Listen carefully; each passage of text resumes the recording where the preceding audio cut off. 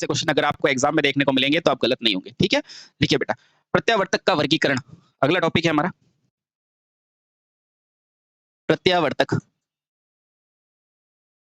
का वर्गीकरण, प्रत्यावर्तक का वर्गीकरण, ठीक है। चलिए, तो सबसे पहले तो बेटा ध्यान रखेंगे प्रत्यावर्तक को उनके फेजों के अनुसार, उनके प्राइम मूवर की स्थिति के अनुसार और बेटा घुमाने वाले भाग या उत्तेजना के आधार पर वर्गीकृत किया जाता है। तो लिखो बेटा, ठीक है। तो प्रत्यावर्तक के प्रकार, तो सबसे पहले बेटा इसका वर्गीकरण जो होता है ना वो अलग अलग प्रकार से होता है, ठीक है।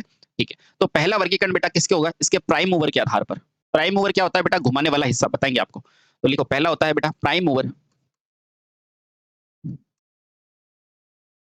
के आधार पर, प्राइम मूवर के आधार पर, ठीक है। चलिए, दूसरा हिस्सा कौन सा होगा, जल्दी से बताओ। पहला तो हो गया प्राइम मूवर यानी कि घुमाने वाले यांत्रिक सामर्थ्य के आधार पर। दूसरा क्या होगा बेटा, फेजों के आधार पर, कि आपके पास सिंगल फेज है, थ्री फेज है ना, तो फेजों के आधार पर। तीसरा वर्गीकरण किसमें किया जाता है, क्यों, क्योंकि सबकी स्थितियां अलग होती है। तो बेटा घूमने वाले भाग के आधार पर तीसरा वर्गीकरण क्या होता है बेटा, घूमने वाले भाग के आधार पर, ठीक है। एक और वर्गीकरण होता है बेटा, जहां क्वेश्चन कभी कभी पूछ लेता है कि चौथा भाग कौन सा है, तो बेटा बोलना उत्तेजना के आधार पर। उसको किस तरह की उत्तेजना उत्तेजना दी गई है ना, तो उत्तेजना के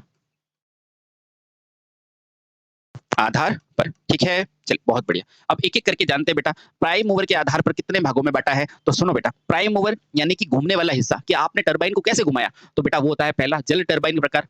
पहला क्या हो जाएगा बेटा, जल टरबाइन। पहला प्रकार क्या हो जाएगा, जल टरबाइन प्रकार।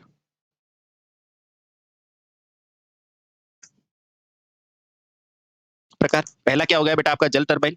दूसरा, आप उसके प्राइम मूवर यानी कि उसमें किस तरह से यांत्रिक बल दे सकते हैं, जल से। और दूसरा क्या दे सकते हैं बेटा, स्टीम, स्टीम टरबाइन से, स्टीम टरबाइन से। अब मुझे बताओ तीसरा कौन सा भाग हो जाएगा, तो तीसरा, देखो तीसरा भाग कौन सा हो जाएगा, तो आप बताओ तीसरा कौन सा हो जाएगा, तो तीसरा हो जाएगा बेटा ऑयल टरबाइन प्रकार, यानी कि ऑयल, ऑयल द्वारा, है ना, डीजल ऑयल, ऑयल टरबाइन। ये नाम पूछता है बेटा, आप गलत करके आते हो, ध्यान रखना, अब मत करना। तो प्राइम मूवर के आधार पर क्या होगा बेटा, जल टरबाइन से घुमा सकते हैं इसको, स्टीम से घुमा सकते हैं, या फिर क्या होगा बेटा, ऑयल से घुमा सकते हो, ठीक है। ये वही होगा बेटा, जो रोटर होगा ना, रोटर को प्राइम मूवर घुमाने के लिए आप कौन सा बल देते हो, ये पूछ रहा है, ठीक है। हाँ। दूसरा क्या है बेटा, फेजों के आधार पर। मुझे बताओ फेजों के आधार पर कितने हो सकते हैं, दो, या तो सिंगल फेज या थ्री फेज, है ना, जो अपने पास उपलब्ध है। तो फेजों के आधार पर बेटा पहला कौन सा हो जाएगा, सिंगल फेज। और दूसरा क्या हो जाएगा, three phase, three phase alternator, three phase alternator, ठीक है। यानी कि आपको अगर सिंगल फेज सप्लाई है तो सिंगल फेज अल्टरनेटर, नहीं तो थ्री फेज अल्टरनेटर, ठीक है।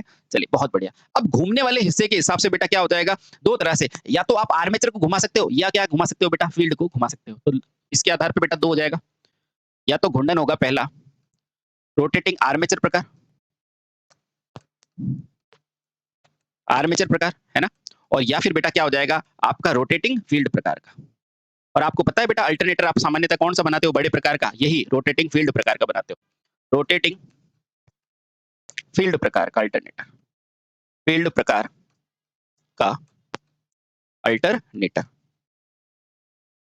ठीक है। हाँ, तो ये दो प्रकार का होता है बेटा, एक तो रोटेटिंग आर्मेचर प्रकार का, एक रोटेटिंग फील्ड प्रकार का अल्टरनेटर, ठीक है। अब उत्तेजना में, जैसे अपन उत्तेजना मोटर में पढ़ते, डीसी जनरेटर में पढ़ते थे ना, या तो सेल्फ होगा या फिर सेपरेटली, तो बेटा इसमें भी दो होता है, या तो स्व उत्तेजना या होता है पृथक उत्तेजना। पहला क्या हो जाएगा, या तो खुद से उत्तेजित होगा तो उसे कहेंगे स्व उत्तेजित, और बेटा या फिर क्या होगा, दूसरे से उत्तेजित होगा तो उसे क्या बोलेंगे, तो या तो आप सेल्फ स्टडी करोगे या हेल्प से, तो बेटा एक स्व उत्तेजित और एक क्या होती है, पृथक उत्तेजित, पृथक उत्तेजित, ठीक है। हाँ, लेकिन ध्यान रखना ये पृथक उत्तेजना वाला ज्यादा अच्छा होता है, जो सीख के पढ़ाई करते हैं ना। हाँ, ठीक, चलिए, बहुत बढ़िया, समझ गए, समझ गए, ठीक है। चलिए, ये तीन प्रकार की बेटा आपने उत्तेजना को पढ़ लिया। क्या था बेटा इसका वर्गीकरण, ये क्वेश्चन पूछता है, तो ध्यान रखना बेटा चार प्रकार से वर्गीकरण होता है, फेज के आधार पर सिंगल और दो, उसके अलावा उत्तेजना पर सेपरेटली या सेल्फ। तीसरा पूछेगा बेटा रोट, घूमने वाले भाग पे, यानी कि फील्ड घूमेगा या फिर आपका आर्मेचर। और चौथा और इंपॉर्टेंट बेटा ये होता है प्राइम मूवर के आधार पर, जल टरबाइन, स्टीम और ऑयल, है ना। बेटा तीनों के बारे में थोड़ा थोड़ा पढ़ते हैं और फिर हम इसके बारे में जानने की कोशिश करते हैं। तो पहला पढ़ेंगे बेटा प्राइम मूवर के आधार पर। प्राइम मूवर के आधार पर, ठीक है। अब सबसे पहले तो शब्द यही आता है, सर ये प्राइम मूवर क्या होता है? ठीक है बेटा, प्राइम मूवर क्या होता है? वह भाग जिससे यांत्रिक सामर्थ्य दिया जाएगा। तो लिखना वह भाग जो मशीन को यांत्रिक बल देने के लिए आवश्यक होगा। यांत्रिक बल प्रदान करने के लिए, यांत्रिक बल की जगह लिखो बेटा यांत्रिक ऊर्जा प्रदान करने के लिए बेटा क्या होता है, ये सारी चीजें ध्यान रहनी चाहिए बेटा, ध्यान रखना। यांत्रिक ऊर्जा प्रदान करने के लिए क्या होगा बेटा, आवश्यक होता है। ठीक है, बहुत बढ़िया। तो ये था बेटा प्राइम मूवर। ठीक है, अब बेटा प्राइम मूवर के आधार पर पहला क्या है, जल टरबाइन। तो अब पहला पढ़ेंगे बेटा इसके आधार पर, पहला जल टरबाइन। इसमें पहला क्या था बेटा, जल टरबाइन। जल टरबाइन, ठीक है। क्या होती है जल टरबाइन, कैसे होती है, बिल्कुल पढ़ते हैं बेटा जल टरबाइन। अब देखो बेटा टरबाइन कितनी होती है, क्या होते हैं, ये कब का टॉपिक है, ये जब अपन डिस्ट्रीब्यूशन ट्रांसमिशन वगैरह पढ़ेंगे, है ना। लेकिन यहाँ पर अपन देखते हैं ये टरबाइन होती क्या है। ठीक है, चलिए बहुत बढ़िया। ठीक है, तो जल टरबाइन क्या होगा। ठीक है, अब बेटा जल टरबाइन के बारे में ज्ञात करते हैं कि जल टरबाइन होती क्या है। ठीक है, तो लिखना बेटा इस प्रकार की टरबाइन में रोटर को घुमाने के लिए जो यांत्रिक बल उपलब्ध होता है ना, वो किससे होता है बेटा, जल के माध्यम से। तो लिखना इस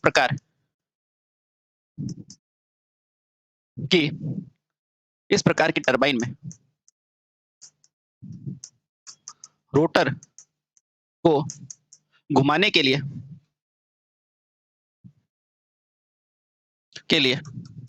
आवश्यक बल कौन सा होता है बेटा, आवश्यक बल क्या होता है, जल द्वारा होता है या जल की ऊर्जा से होता है, जल की ऊर्जा से होता है। अब बेटा ये जल की ऊर्जा कैसे उत्पन्न होती है, उसके लिए ध्यान रखना, ये लिखना बेटा जल की ऊर्जा के लिए जो यांत्रिक बल होता है वो नदी नहर पर बांध बनाकर जल को इकट्ठा करके किया जाता है। लिखो बेटा यह आवश्यक बल, भाई बल क्या है, दाब ही तो है, यह आवश्यक बल किससे बेटा, नदी, और नदी पर क्या बेटा, नदी पर या नहरों पर, नदी या नहर पर क्या करके बेटा, बांध बना के, नदी या नहरों पर बांध बनाकर, बांध होते हैं ना बेटा डैम, बांध बनाकर, भाई नदी, और भाई यहाँ से नदी जा रही है, यहाँ पर मैंने बांध बना दिया और फिर मैं तेजी से इसको नीचे गिराऊंगा और यहाँ से बेटा मेरी टरबाइन चलेगी। ठीक है, तो क्या हो जाएगा, ये क्या बना हुआ है, बांध, और ये क्या है आपकी नदी। ठीक है, और ये क्या चल रही है बेटा, टरबाइन, और इस पानी को क्या किया है बेटा, आपने ऊपर से गिराया है। ठीक है, अब देखना इस यह आवश्यक बल नदी या नहरों पर डैम बनाकर, ठीक है, क्या किया जाता है, पहले जल को एकत्र किया जाता है, पहले जल को एकत्र किया जाता है,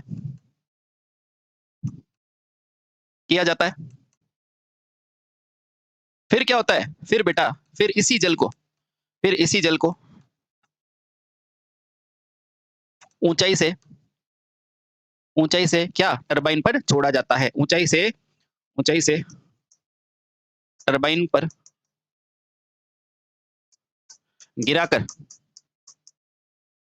टरबाइन को घुमाया जाता है, टरबाइन को घुमाते हैं। ठीक है, और बेटा इससे टरबाइन को क्या मिलती है, यांत्रिक ऊर्जा मिल जाती है। ठीक है, ठीक है, लिखना बेटा, ठीक है, जिससे टरबाइन को क्या मिलती है बेटा, यांत्रिक ऊर्जा मिलती है, यांत्रिक ऊर्जा मिलती है। ठीक है, जैसे टरबाइन को क्या मिलती है बेटा, यांत्रिक ऊर्जा मिलती है। Clear, clear. अब दूसरा बेटा कौन सा है, दूसरा कौन सा है आपका, दूसरा है बेटा स्टीम टरबाइन। ठीक है, ये स्टीम टरबाइन क्या होता है, देखते हैं बेटा, आओ सेकंड, स्टीम टरबाइन, ये सब प्राइम मूवर के आधार पर है। स्टीम टरबाइन, स्टीम टरबाइन, अच्छा स्टीम टरबाइन में क्या होता है, देखो बेटा इस प्रकार में अल्टरनेटर को रोटर को घुमाने के लिए बेटा किसका होता है, स्टीम वाष्प का सहारा लिया जाता है। लिखो बेटा इस प्रकार की टरबाइन में अल्टरनेटर अल्टरनेटर के रोटर को अल्टरनेटर के रोटर को किस लिए बेटा, घुमाने के लिए किसका सहारा लिया जाता है बेटा, स्टीम वाष्प का सहारा लिया जाता है, स्टीम वाष्प का सहारा लिया जाता है, लिया जाता है, ठीक है। अब देखो स्टीम वाष्प बनेगी, कोयला जलेगा, उसके बाद उस स्टीम वाष्प तेजी से क्या गिरेगी रोटर पे और उसको गति मिलेगी, ठीक है। हाँ, समझ में आया? बहुत सही। ज्ञात रहे बेटा स्टीम टरबाइन की गति क्या होती है? अपेक्षाकृत ज्यादा होती है, पूछा जाता है। लिखना बेटा, ज्ञात रहे स्टीम टरबाइन, स्ट्रीम नहीं स्टीम, स्टीम टरबाइन की गति अपेक्षाकृत ज्यादा होती है, अपेक्षाकृत ज्यादा होती है, ठीक है। अतः इसमें क्या लेते हो बेटा? इसमें बेलनाकार रोटर प्रयोग में लिया जाता है। रोटर प्रयोग में लेते हैं, प्रयोग में लेते हैं, ठीक है। बहुत सही। चलिए, तो ये है बेटा स्टीम टरबाइन से इंपॉर्टेंट कि उसमें क्या लोगे स्टीम टरबाइन घुमाने के लिए। और बेटा ध्यान रखना कि स्टीम टरबाइन का क्या होती है? अपेक्षाकृत ज्यादा स्पीड वाली होती है और इसमें रोटर कौन सा काम में लेते हो? बेलनाकार, ठीक है। हाँ, और चौथा तीसरा इंपॉर्टेंट है बेटा ऑयल टरबाइन। तीसरा क्या है? Oil turbine. तीसरा क्या है? Oil turbine. तीसरा क्या है? Oil turbine. अच्छा, इसमें क्या होगा? तो इसमें ध्यान रखना बेटा वर्तमान में वैकल्पिक ऊर्जा स्रोत बेटा इसी से मिलता है, जो घरों में जो डीजल वगैरह होता है ना, जो शादियों में लगते हैं ढक ढक ढक वो इंजन, वो बेटा यही होते हैं। तो लिखना कि वर्तमान में, इसके लिए एक लाइन लिखना बेटा, वर्तमान परिप्रेक्ष्य में वैकल्पिक ऊर्जा स्रोत ऑयल इंजन ही होता है। वर्तमान में वैकल्पिक यानी कि सब्स्टिट्यूट, जैसे कि शादी वगैरह में वैकल्पिक ऊर्जा स्रोत किस प्रकार का होता है बेटा? डीजल प्रकार का ही होता है या ऑयल प्रकार का होता है? ऑयल में कोई भी हो जाएगा ना, ऑयल प्रकार का ही होता है, का होता है, ठीक है। अब देखो इसमें ज्ञात क्या रखोगे, ठीक है। इसमें ये ध्यान रखना बेटा कि इसमें ऑयल ईंधन द्वारा अल्टरनेटर को क्या की जाती है बेटा? घुमाया जाता है। इसमें इसमें ऑयल ईंधन द्वारा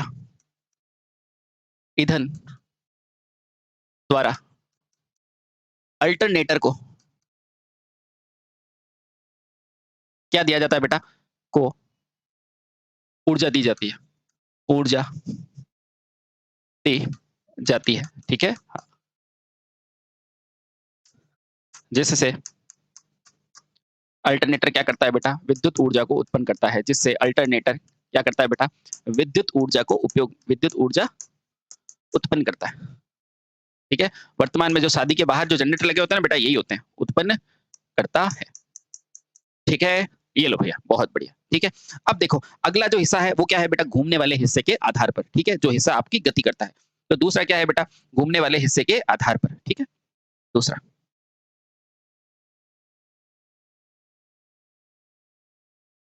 घूमने वाले भाग के आधार पर, है ना, क्योंकि आपको पता है ये मशीन है तो कोई ना कोई तो भाग घूमेगा ना, घूमने वाले भाग के आधार पर, ठीक है। इसमें पहला कौन सा था? इसमें पहला था रोटेटिंग आर्मेचर, रोटेटिंग आर्मेचर। पहला पार्ट कौन सा है बेटा? रोटेटिंग। इसमें आर्मेचर क्या करेगा? गति करेगा और फील्ड क्या होगा? स्थिर होगा, ठीक है। लिखना बेटा, इसकी मूल संरचना किसके समान होती है बेटा? क्वेश्चन पूछते हैं तो इसकी मूल संरचना डीसी जनरेटर के समान होती है। इसकी मूल संरचना किसमें होती है बेटा? डीसी जनित्र होती है, डीसी जनित्र समान होती है, डीसी जनित्र के समान होती है। अब आपने मुझसे पढ़ा है तो आपको पता होगा कैसे होती है। भाई डीसी जनरेटर में क्या करते हैं? आप पहले पोल लगाते हो कि नहीं? लगाते हैं सर। उस पोल के अंदर ये एन है, ये एस है और बीच में आर्मेचर गति कराते हो, है ना। तो बेटा यहाँ पर गति कौन कर रहा है? आर्मेचर, और फिक्स क्या है? पोल, ठीक है। तो बेटा इसकी मूल संरचना डीसी जनरेटर में होती है, डीसी जनरेटर में होती है, होती, ठीक है। चलिए बहुत सही। यानी कि रोटेटर आर्मेचर में पहला चीज ध्यान रखना बेटा, इसका एग्जाम्पल ध्यान रखना। इस संयोजन में आर्मेचर घूमता है तथा फील्ड स्थिर रहता है। इस संयोजन में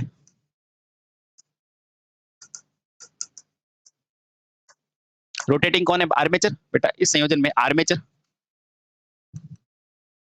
घूमता है, ठीक है, तथा जो फील्ड होता है ना बेटा, फील्ड वो क्या करता है? स्थिर रहता है, फील्ड स्थिर रहता है, स्थिर होता है, ठीक है। बहुत बढ़िया। इस संयोजन में आर्मेचर बेटा क्या करता है, घूमता है, फील्ड स्थिर रहता है। अब बताओ इसका यूज कहाँ करोगे बेटा, ये क्वेश्चन आता है। तो लिखना इसका उपयोग कम शक्ति वाले अल्टरनेटर के रूप में होता है। क्या लिखोगे, इसका उपयोग, ये इंपॉर्टेंट है बेटा, इसका उपयोग कम शक्ति वाले अल्टरनेटर के रूप में होता है, अल्टरनेटर के रूप में होता है। इसका प्रयोग बेटा क्या है, कम शक्ति वाले अल्टरनेटर के रूप में होता है। ठीक है, चलिए अब दूसरा प्रकार कौन सा है बेटा, आपका रोटेटिंग फील्ड प्रकार। दूसरा रोटेटिंग फील्ड प्रकार का है ना, इसमें क्या होगा बेटा, आपका फील्ड घूमेगा और यही बेटा क्या होता है, ज्यादा शक्ति के लिए प्रयोग में लिया जाता है। तो बेटा ध्यान रखना, इस जनित्र में फील्ड घूमेगा और आर्मेचर स्थिर रहता है। इस जनित्र में या इस प्रकार की संरचना में फील्ड क्या होता है बेटा, फील्ड घूर्णीय तथा आर्मेचर कैसा रहता है बेटा, स्थिर रहता है। आर्मेचर स्थिर होता है। बताओ कहां मिलेगा ये, तो बेटा अल्टरनेटर में यही संरचना है, स्थिर होता है। ठीक है, हाँ। और बेटा जितने भी अल्टरनेटर है वो सब इसी सिद्धांत पे कार्य करते हैं और आपको भी यही पढ़ना है। ठीक है, बहुत सही। अब देखा, ध्यान रखना बेटा, इसका प्रयोग कहाँ होता है, तो लिखना बेटा इसका प्रयोग उच्च क्षमता वाले अल्टरनेटर के रूप में होता है। तो ये इंपॉर्टेंट लाइन है, ध्यान रखना बेटा, इसका प्रयोग उच्च क्षमता वाले अल्टरनेटर के रूप में होता है, ठीक है। इसका प्रयोग क्या होता है बेटा, उच्च क्षमता वाले अल्टरनेटर के रूप में होता है। ठीक है, चलिए अब बेटा अगला क्या है, फेजों की संख्या के आधार पर। तीसरा कौन सा है, फेजों की संख्या के आधार पर। ये सारे पॉइंट बेटा है बेसिक, लेकिन आपको पता होने चाहिए। फेजों की संख्या के आधार पर कोई आपको पूछ ले सिंगल फेज क्या, थ्री फेज क्या, तो आप बता सकते हो। ठीक है, तो पहला क्या है बेटा, यह है क्या है बेटा, फेजों की संख्या के आधार पर पहला क्या है, single phase alternator. Single phase alternator. सबसे पहले तो बेटा क्वेश्चन ही यही होगा, अगर आपसे कोई ढंग का आदमी होगा या फिर बेटा आप कहीं भी काम करने जाओगे तो इंजीनियर पूछेगा आपसे कि बेटा बताओ सिंगल फेज क्या होता है, तो बोलना बेटा जो छोटे प्रकार के अल्टरनेटर होते हैं वो सिंगल फेज होते हैं। ठीक है, तो लिखना यह मुख्यतः छोटे होते हैं, आकार में छोटे होते हैं। यह मुख्यतः आकार में क्या होते हैं बेटा, छोटे होते हैं। ठीक है, सिंगल फेज है, छोटी होती है, वाइंडिंग छोटी होती है, थ्री फेज में वाइंडिंग बढ़ जाती है। ठीक है, ध्यान रखना।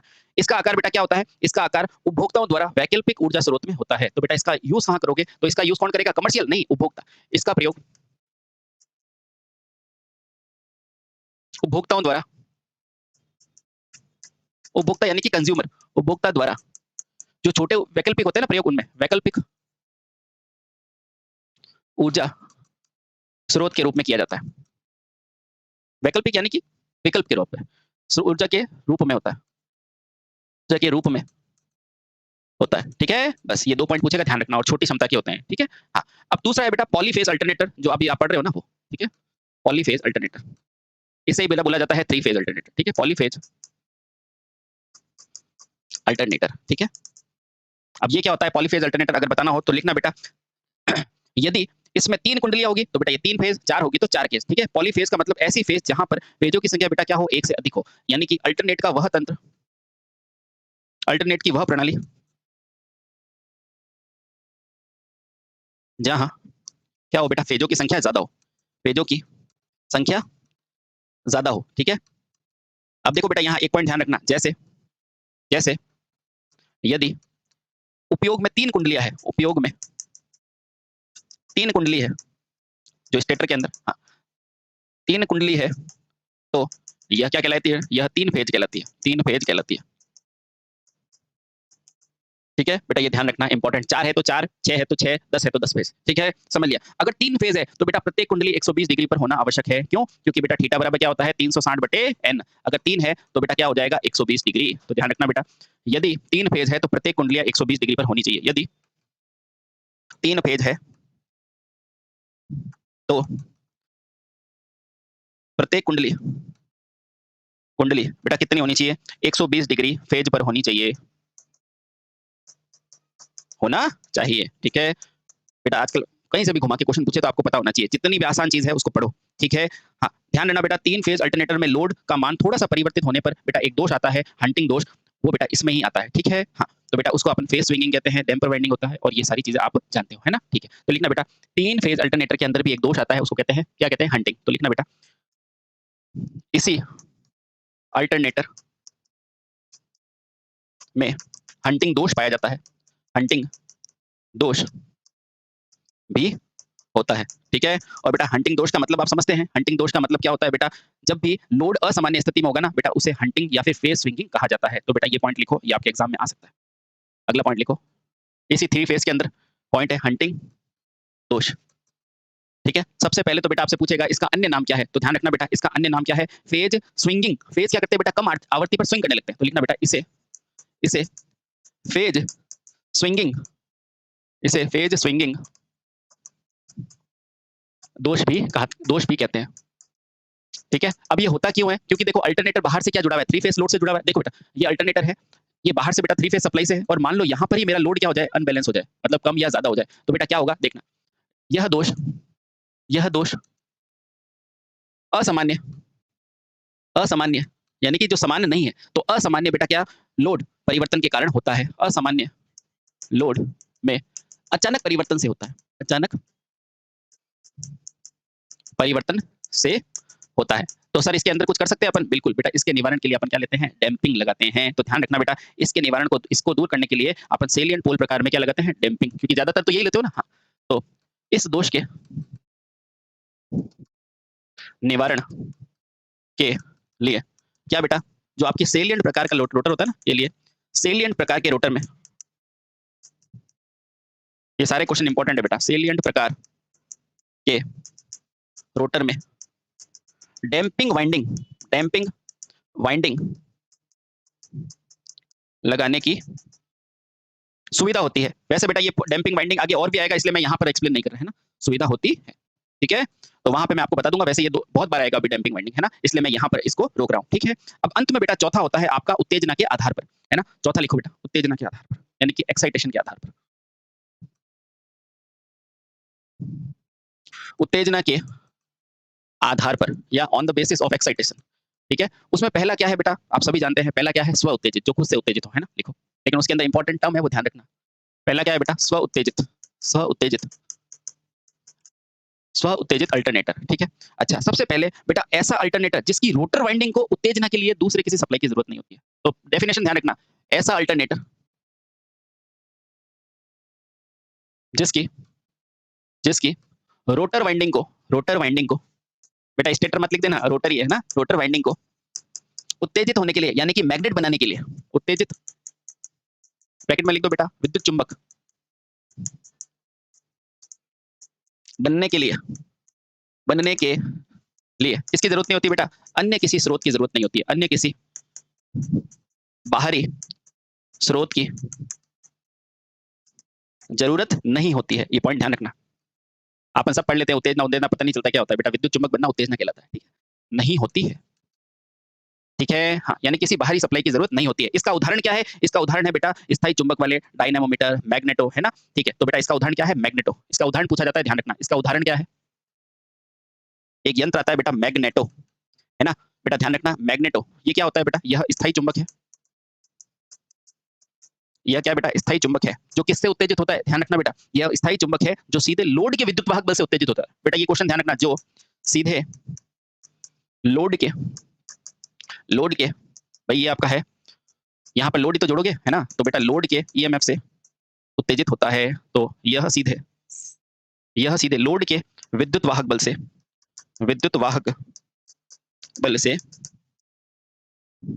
उत्तेजित होता है।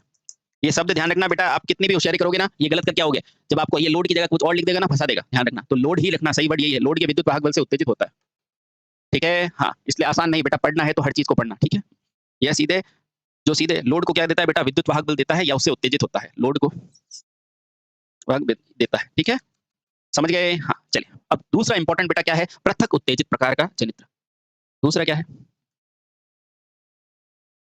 पृथक उत्तेजित प्रकार का जनित्र, प्रकार का अल्टरनेटर, पृथक उत्तेजित प्रकार, ये क्या होता है इसके बारे में देखते हैं। देखो बेटा, ऐसा अल्टरनेटर जिसकी रोटर वाइंडिंग को बाहर से किसी डीसी जनित्र या बैटरी से क्या किया जाता है, उत्तेजित किया जाता है। ऐसा अल्टरनेटर ये शब्द ध्यान रखना बेटा, रोटर की है ना, ऐसा अल्टरनेटर जिसके जिसके रोटर की जिसके रोटर की फील्ड को बाहर से, बेटा एग्जाम देते समय ये आर्मेचर लिख देगा, कंफ्यूज करेगा, फिर ध्यान रखना शब्दों पे जाना। रोटर की फील्ड को बाहर से किसी अन्य स्रोत से उत्तेजित किया जाता है, अन्य स्रोत से उत्तेजित करते हैं, ठीक है। अब आपसे पूछेगा अन्य स्रोत कौन से होते हैं, तो ध्यान रखना बेटा, अन्य स्रोत क्या हो, जैसे डीसी जनित्र हुआ, बैटरी हुआ, छोटे है ना, अन्य जनित्र जैसे स्रोत, जैसे अन्य स्रोत जैसे क्या हो जाएगा बेटा, डीसी जनित्र तथा बैटरी इत्यादि, ठीक है। तो ये है बेटा आपका सेपरेटली और सेल्फ एक्साइटेड के बारे में छोटी-छोटी जानकारी, ठीक है। चलिए बहुत बढ़िया, तो बेटा इन छोटी-छोटी चीजों को जाने, कल अपन अल्टरनेटर से संबंधित शब्दावलियों को पढ़ना शुरू करेंगे, ठीक है। चलिए, तो बेटा ये सारी चीजें भले ही छोटी हो, लेकिन बेटा ध्यान रखना, जैसे ये मैग्नेटो है, पॉलीफेज है, इन सारी चीजों के बारे में छोटी-छोटी चीजें, और ये फेजों के आधार पर क्या-क्या वर्गीकरण है, जैसे प्राइम मूवर में कौन सा है, फेज से कौन सा है, घूमने वाला, बेशक आसान है, लेकिन बेटा आपको पता है पैरों के अंदर का कंकड़ होता है ना, वो अपने को चलने के लिए मजबूर क्या करता है बेटा, बाधा डालता है। जो जूते के बाहर होता है उसमें कोई फर्क नहीं पड़ता है, तो ये बेटा वो कंकड़ है जो आपके जूते के अंदर है। तो ये आसान है पर पढ़ना है, ठीक है। ओके, आगे आपकी मर्जी है, आपकी जिंदगी है, ठीक है। भारत माता की जय, वंदे मातरम।